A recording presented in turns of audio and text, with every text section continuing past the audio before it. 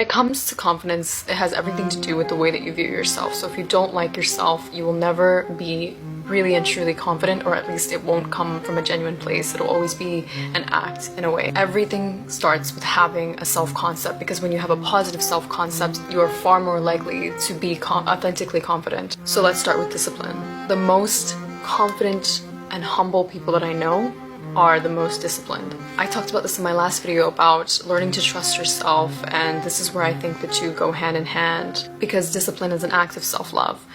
When you show up for yourself in the moments that you said you were going to show up, you send a signal to the emotional body, you send a signal to the inner child that you can trust yourself. And when you trust yourself, there's no reason for you to not be confident. I will not lie and tell you that trust comes easily, because it's the same as building trust with somebody else. It takes a while, right? So it's the same thing with yourself. If you've betrayed yourself long enough, it's going to take you a while to begin to trust yourself again. The more that you show up for yourself, the easier it'll be, though. If we don't build self-esteem on our own, it means we want someone to build it for us. And that doesn't make any sense, because it's self-esteem. You can't outsource it. And self-esteem is built by recognizing how many difficult things you do every day. Everyone in this audience does something hard every day. And self-respect, self-esteem is built by noticing how many failures you've been through, how many challenges you've been through, how many difficulties you've been through. And if you just reflected on those for a moment, you'd realize you're a lot stronger than you've been. If you're working on believing in yourself, you need to hear this. Whenever you don't believe in yourself, I want you to remember trust, self-trust is just belief in disguise. What does that really mean? It means even if you're not believing that you can make something happen for you, or if you don't believe that you can actually reach that goal, you can always go back to trust. Haven't you made it this far already? You have, or you wouldn't be watching this video. And because you've made it this far, you can also make it there.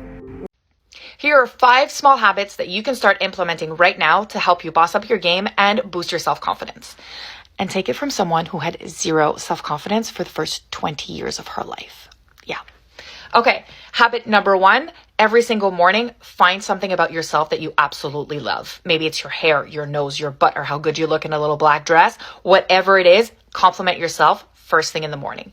Second, do an act of kindness for someone else. Maybe you cook your kids breakfast. Maybe you shovel the snow off of your neighbor's stairs. Whatever it is, do it with the intention of doing something nice for someone else.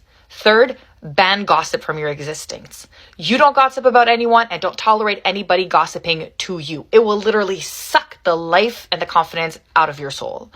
Fourth, challenge yourself to learn something new every single day. The more you challenge yourself, the more you grow in confidence.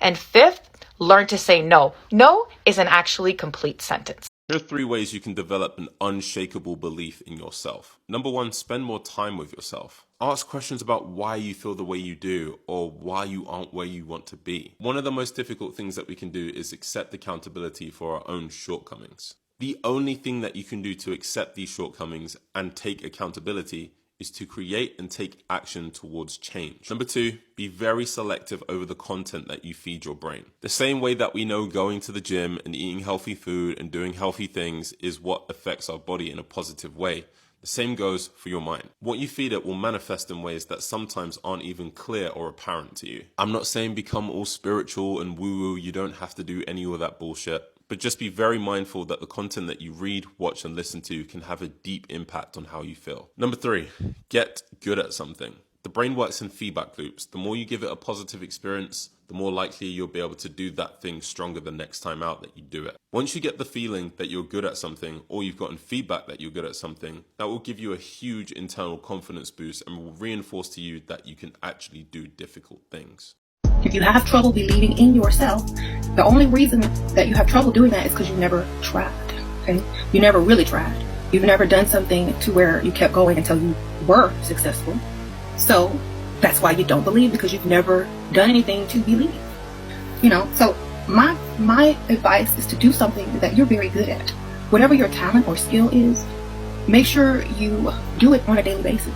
Whether it's writing, drawing, talking to people, whatever it is, make sure you're doing it daily. That way your confidence in yourself and your ability is growing in some area. It don't have to be every area, but just some area. One area is better than no area. Then after you get into the habit of doing something daily that, boosts your confidence and level of, belief in self, then you add something else that you're not good at. then you take on a challenge. And once you put that challenge in your, daily activity, each time you succeed at that challenge, each day that you improve on something, your belief starts to grow within yourself. You can see yourself accomplishing things on a daily basis. You are a witness to yourself. And you're not really telling people what you're doing because this is a personal journey.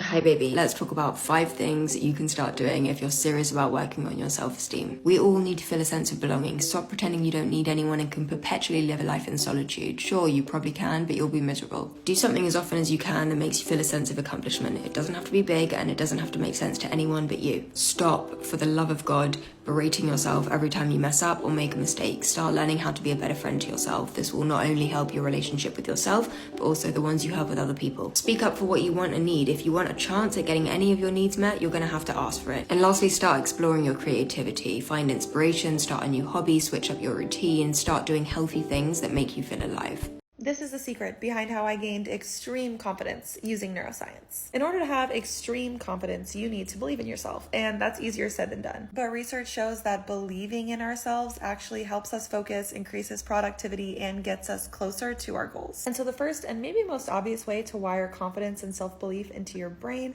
is to check the way you're talking to yourself. If you're not talking to yourself like you are your own best friend and biggest cheerleader, I would start. The second thing I did to wire my brain for confidence is mirror work and affirmations. Positive self-talk is hard. Practicing affirmations every single day actually helps rewire your brain to make it easier to talk to yourself kindly. Positive affirmations also activate the reward centers of the brain and increase dopamine. Practicing them in front of the mirror helps your brain associate the dopamine and the positive, kind words with the image of you, which boosts your self-confidence and will help self-image as well. If positive affirmations aren't for you, motivational videos on YouTube are great too. I used to do that as well. And last but certainly not least is to actually get outside your comfort zone and do things that you're not confident doing. Doing things that terrify me and then actually realizing that I could do it, huge confidence booster.